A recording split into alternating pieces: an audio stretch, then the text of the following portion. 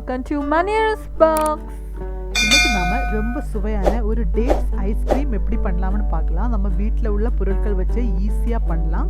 இதுக்கு முன்னால் நம்ம சேனலில் நிறைய டேட்ஸ் ரெசிபீஸ் போட்டிருந்தோம். அதில் நான் சுகர் ஒன்றுமே எடுக்கலை. Dates balls, dates halwa, dates payasam அப்படியெல்லாம் பண்ணியிருந்தோம். அதில் சுகர் ஒன்றுமே எடுக்கலை. ஆனால் இது ஐஸ்கிரீம் ஆனதுனால நான் கொஞ்சோண்டு சுகர் எடுக்கிறேன். இது கூட உங்களுக்கு தேவைன்னா எடுத்தால் போதும், அல்லது சுகர் ஸ்கிப் பண்ணிடலாம் வேண்டாம்னா.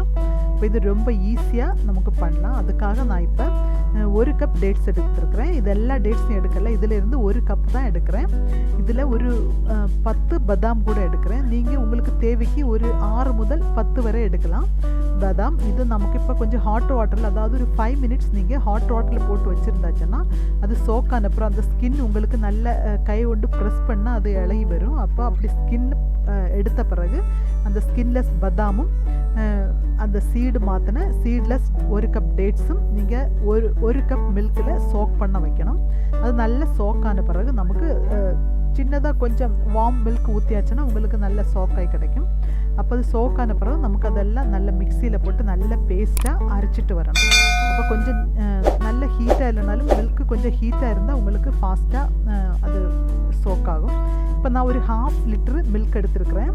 இது நமக்கு இந்த 1/2 லிட்டர் மில்க்கு அது ஹாஃபாக, அதாவது 1/4 லிட்டராக அது பாயில் கொதித்து அது வற்றி வரணும். அது வரை நமக்கு கொஞ்சம் குக் பண்ணலாம். அப்போ இது குக் ஆகிற டைமில் நமக்கு அந்த டேட்ஸு கூலாகி நமக்கு அதையும் பேஸ்ட்டாக அரைக்கலாம். அப்போ இது ஒன்று நமக்கு மிக்ஸ் பண்ணி அதை குக் பண்ணலாம். உங்களுக்கு இது இந்த மில்க்கு கொஞ்சம் திக் ஆயிடுச்சுன்னா உங்களுக்கு ஃபாஸ்ட்டாக ப்ராசஸ் ஃபாஸ்ட்டாக இருக்குது. அதனால தான் இப்போ எனக்கு ஒரு விதம் திக்காக இருக்குது. நல்ல ஒரு கால் ஆகலைனாலும் கொஞ்சம் திக்காக இருக்குது.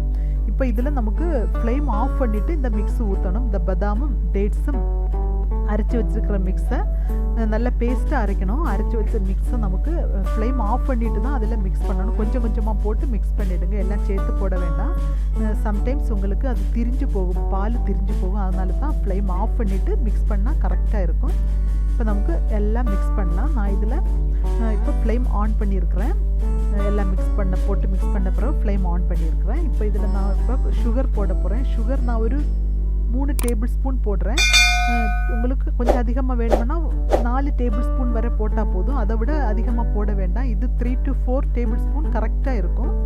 அப்போ இதெல்லாம் சேர்த்து நமக்கு மிக்ஸ் பண்ணலாம். இப்போ உங்களுக்கு அந்த நம்ம டேட்ஸ் மிக்ஸ் போடும்போதே கொஞ்சம் திக்காக தொடங்கும். நமக்கு இது கஸ்டர்ட் பவுடரோ இதாயோ கார்ன்ஃப்ளோரோ ஒன்றுமே ஆட் பண்ணுறதில்ல, நேச்சுரலாகவே உள்ள ஐஸ்கிரீம் பண்ண போகிறோம். அப்போ அதனால் கொஞ்சம் திக்காகிறது வரை நமக்கு இது மிக்ஸ் பண்ணலாம். இதில் பெரிய குமிழகள் வரும், அது வரை நீங்கள் மிக்ஸ் பண்ணி கொஞ்சம் திக்காக்கணும். அப்போ எங்கள் மனேராஸ் பாக்ஸ் சேனல் சப்ஸ்கிரைப் பண்ணாதவங்க மனேராஸ் பாக்ஸோட ஓரத்தில் ரெட் கலரில் சப்ஸ்கிரைப் பட்டன் இருக்குது. அதை கிளிக் பண்ணியாச்சுன்னா பெல் பட்டன் வரும். அது கூட கிளிக் பண்ணியாச்சுன்னா ஆல்னு சொல்கிற ஆப்ஷன் வரும். அது கூட கிளிக் பண்ணால் மட்டும்தான் எங்கள் நோட்டிஃபிகேஷன்ஸ் உங்களுக்கு கரெக்டாக கிடைக்கும். அப்போ எங்கள் சேனல் சப்ஸ்கிரைப் பண்ணாதவங்க எல்லோரும் சப்ஸ்கிரைப் பண்ணிடுங்க. இப்போ திக்காக வந்திருக்கு, அதாவது நமக்கு அந்த பேஸ்ட்டு போடும்போது அது திக்காக தொடங்கும். இதுதான் கரெக்டு கன்சிஸ்டன்சி. பெரிய பெரிய பபிள்ஸ் வந்து அது திக்காகும். அதை விட நமக்கு கரெக்டாக அது மிக்ஸ் பண்ணி எடுக்கணும். இந்த பெரிய பபிள்ஸு வரும்போது நமக்கு கையில் சம்டைம்ஸ் தெறிக்கும். அதனால தான் சொல்கிறது, நேரமே நீங்கள் அந்த பால் நல்லா திக்காக்கிட்டு இந்த பேஸ்ட்டு ஊற்றியாச்சுன்னா உங்களுக்கு ஃபாஸ்ட்டாக அது திக்காகி கிடைக்கும். பால் நல்லா திக்காகலை அப்படின்னா உங்களுக்கு இது டைம் அதிகமாக எடுக்கும். இந்த டேட்ஸ் பேஸ்ட்டு விட்டு உங்களுக்கு கிளறதுக்கு டைம் ஆகும். அதனால தான் பால் திக்கான பிறகு இது ஊற்றியாச்சுன்னா உங்களுக்கு கையில் கஷ்டமாக இருக்காது. அதாவது இந்த பபிள்ஸ் அதிகமாக வந்து உங்களை கஷ்டப்படுத்தாமல் ஃபாஸ்ட்டாக உங்களுக்கு அது திக்காகி கிடைக்கும். அதனால தான் முடிஞ்ச அளவு பால் நல்லா திக்கான பிறகு நீங்கள் இந்த பேஸ்ட்டை ஆட் பண்ணால் கரெக்டாக இருக்கும். இப்போ இதெல்லாம் நல்லா கலந்து திக்கான பிறகு நமக்கு ஃப்ளேம் ஆஃப் பண்ணிவிட்டு நான் இதை ஒரு ஏர்டைட் கண்டெய்னர், இது கூலான பிறகு தான் ஊற்றணும். ஏர்டைட் கண்டெய்னரில் ஊற்றி ஒரு 4 hours 3 to 4 hours ஃப்ரீசரில் வைக்கலாம். அப்போ இது திக்காகும். இப்போ நான் ஃப்ரீசரில் வச்சு கொஞ்சம் திக்காக இருக்குது, நல்ல திக்காகலை ஆனால் திக்காக இருக்குது. இது நமக்கு இனி மிக்சியில் போட்டு ஒன்று அடித்து எகெயின் வைக்கணும். அப்போ தான் அது சாஃப்டான பர்ஃபெக்டான ஐஸ்கிரீமாக கிடைக்கும். இப்போ அல்லது நல்ல அதோட பர்ஃபெக்ஷன் வராது. இப்போ நமக்கு மிக்சியில் போடுறேன், எல்லாம் போட்டு அடிச்சுட்டு வந்திருக்கிறேன், நல்ல பேஸ்ட்டாக வந்திருக்கிறேன். எகெயின் அந்த சேம் பாக்ஸ்லேயே நமக்கு இது ஊற்றி அந்த கண்டெய்னர் ஏர்டைட் கண்டெய்னரில் ஊற்றி நமக்கு க்ளோஸ் பண்ணி வைக்கலாம்.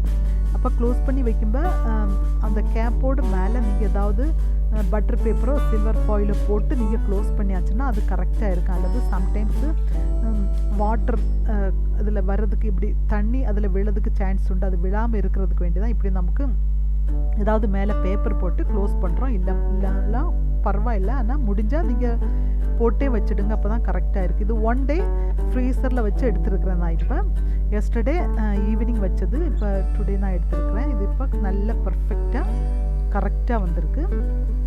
ஐஸ்கிரீம் நம்ம ஹெல்த்தியான நல்ல ஐஸ்கிரீம், பிள்ளைங்களுக்கு நீங்கள் இது நல்ல ஹெல்த்தியான ஐஸ்கிரீம் நீங்கள் வீட்டிலே பண்ணி கொடுக்கலாம், எல்லோரும் விரும்பி சாப்பிடுவாங்க. இப்போ இது நான் கொஞ்சம் நட்ஸு அதில் கார்னிஷிங் போட போகிறேன். இது பட்டர் ஸ்காட்ச் ஐஸ்கிரீமுக்காக நான் அதாவது பட்டரும் கேரமலைஸ் சுகரும் போட்டு நட்ஸு அதை மிக்ஸ் பண்ணி நான் பாட்டிலில் வச்சுருப்பேன். ஏதாவது இது மாதிரி டிஷ் பண்ணும்போது அதில் மேலே கார்னிஷ் பண்ணுறதுக்காக. அப்போ அதிலேருந்து நான் கொஞ்சம் போட்டு டெக்கரேட் பண்ணுறேன். நீங்கள் எல்லோரும் ட்ரை பண்ணணும். இது ரொம்ப சுவையானது, ரொம்ப ஈஸியானது, ரொம்ப ஹெல்த்தியானதும் கூட. அப்போ உங்களுக்கு சுகர் வேண்டான்னா நீங்கள் ஸ்கிப் பண்ணிடலாம். அதாவது டேட்ஸோட ஸ்வீட் அந்த ஒரு இனிப்பு மட்டும் போதும் அப்படின்னா அது மட்டுமே பண்ணுங்கள். நான் ஐஸ்கிரீம் ஆனதுனால தான் கொஞ்சம் சுகர் ஆட் பண்ணியிருக்கிறேன். நீங்கள் எல்லோரும் ட்ரை பண்ணுங்கள், கமெண்ட் பண்ணுங்கள், லைக் பண்ணுங்கள், சப்ஸ்கிரைப் பண்ணுங்கள். தேங்க்யூ.